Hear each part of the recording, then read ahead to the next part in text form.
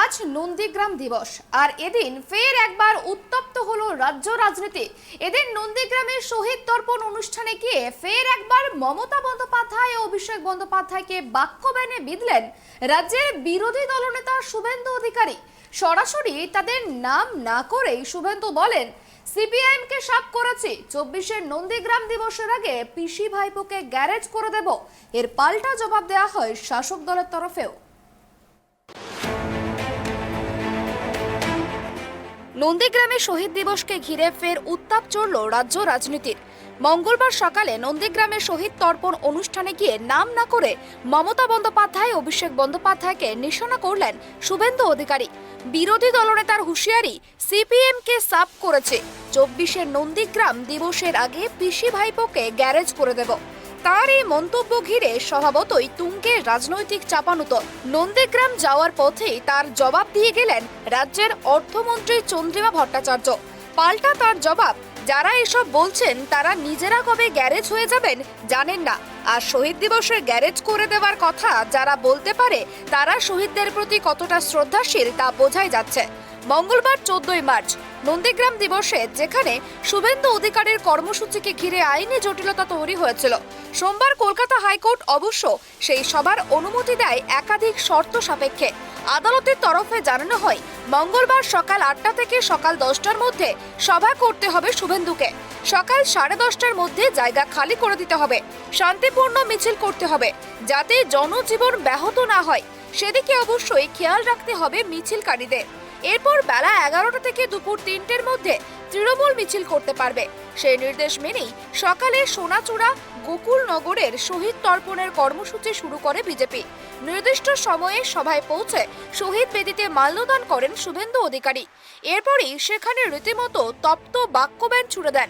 বাম আমলে জমি রক্ষায় নন্দীগ্রামের সাধারণ নাগরিকদের বলিদান নিয়ে বক্তব্য রাখতে গিয়ে বিরোধী দলনেতার হুঁশিয়ারি, সিপিআইএম কে সাফ করেছে, এবার 24-এর নন্দীগ্রাম শহীদ দিবসে পিসি ভাইপোকে গ্যারেজ করে দেব।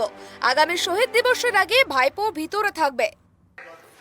মমতা ব্যানার্জি তার ভাইপোর প্রাইভেট লিমিটেড কোম্পানি হয়ে গেছে পশ্চিমবঙ্গ, আর আমরা পুলিশের মতো সবাই পায়ে শুয়ে পড়েছি। মেরুদণ্ড সোজা রাখা লোক এখনো আছে। এ লড়াই আর বেশি দিন চালাতে হবে না, আপনাদের সময় হয়ে এসেছে। এর থেকেও বড় মাস্তান কৃষ্ণমন্ডল ছিল তিহার জেলে, মুখ দেখবেন ববরা হয়ে গেছে। ভাজা মাছটি উল্টে খেতে জানে না। এদের পরিণতি দেখবেন, একটা একটা করে দেখতে থাকুন। অব্বা, কুন্তল, শান্তনু দেখতে থাকুন পরপর পরপর পরপর পরপর। তাই আজকের এই অনুষ্ঠানে আর বিতর্ক বানাবো না, রাজনীতির কথা বলবো না। শুধু খারাপ লেগেছে যে আদালতে যেতে হয়েছে। কেন যেতে হবে? এখানকার পুলিশ ডেকে বলবে সকাল 8টায়, ভাই তৃণমূল রাজ্যের শাসক দল দার্জিলিং এ পাঠিয়ে দিবে, এখানকার আইসি সুমন বাবুকে, এসপি কে পাঠিয়ে দিবে, গ্যারেজ করে দিবে ভোলা পান্ডের মতো অমরনাথকে। বলে বাবা তোমরা ধরমবাদ, তোমরা শাসক দল, তোমরা সকালবেলা 8টা 9টা আগে এসে দিয়ে চলে যাও। আমাকে বললে তুমি 10টা 11টায় এসে দিয়ে চলে যাও, আমি ফুল দিব চলে যাবো। আপনারা শহীদ পরিবার থাকবেন, আমার সঙ্গে তো শহীদ পরিবার আছে, দেখছেন প্রায় 30-এর কাছাকাছি শহীদ পরিবার আমার সঙ্গে আছে। কি এখানে যুদ্ধ? কেন হাইকোর্টে যেতে হবে? কেন কেন্দ্রীয় বাহিনী?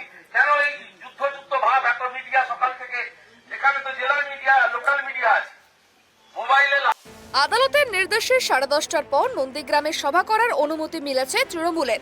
সেখানকার অনুষ্ঠানে থাকবেন রাজ্যের অর্থমন্ত্রী চন্দ্রিমা ভট্টাচার্য। রাস্তায় যেতে যেতেই শুভেন্দুর বক্তব্য শুনেছেন তিনি। পাল্টা জবাব দেওয়া হয় শাসক দলের তরফেও। Bureau report, tribe TV.